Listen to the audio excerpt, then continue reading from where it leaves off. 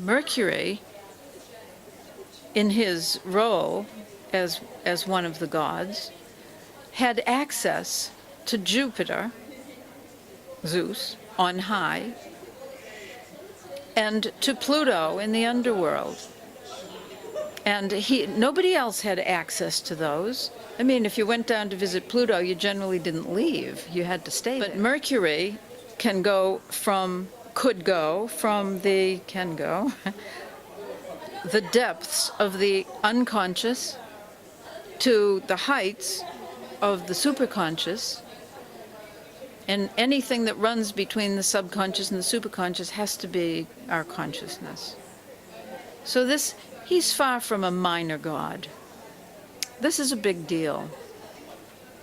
And there's a picture of the big deal in your life.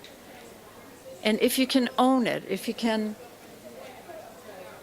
can recognize that our minds all tick differently and all work differently, then you can own the beautiful things that your mind can do without expecting that it's no big deal, everybody can do this. They can't. They can't.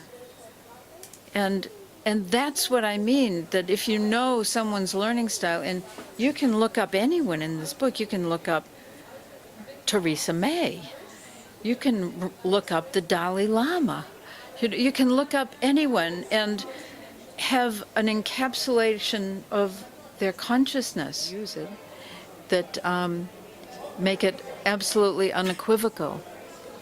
And it's a very strange thing, because I know the time at which the planet moves from one sign of the zodiac to another. And it's so unusual that it can go, there are 12 signs of the zodiac. That's in a circle of 360 degrees. That's 30 degrees per sign.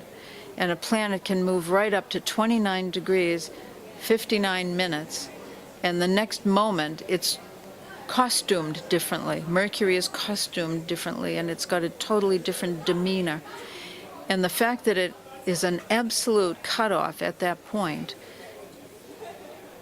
is very unusual. There's no smearing. I've investigated that. We have my victim right here. My niece was born at a time when Mercury was 29 degrees 59 minutes of the sign that it was in. And I have watched her for years, waiting for there to be a little smear in the way she uses her mind, and there isn't. It's absolutely.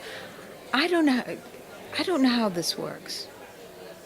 Maybe it's why I've been an astrology student for so long.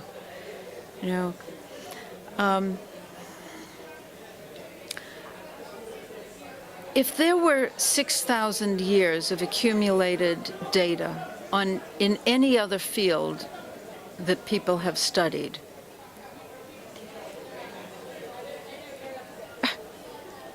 the scientists of the world would be looking at the database and looking at the fact that it has validity in every possible way, and they would be scratching their heads and saying, we need to find out what's going on here.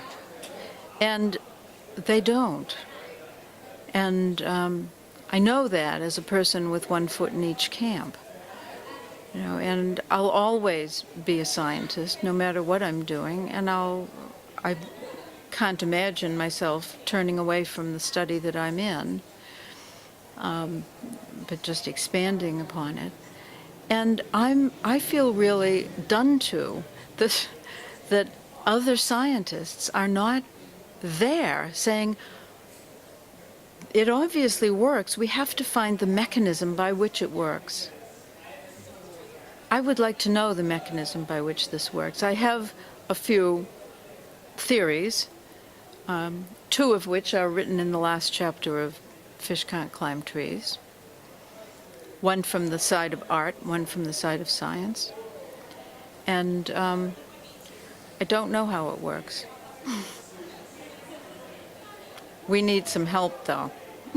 We need to know, don't we? Don't we need to know how it all works is it just me?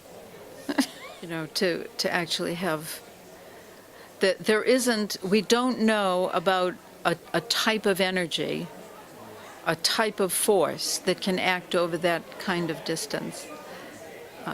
With all the different kinds of forces that we've studied as scientists, none of them exert themselves over that distance.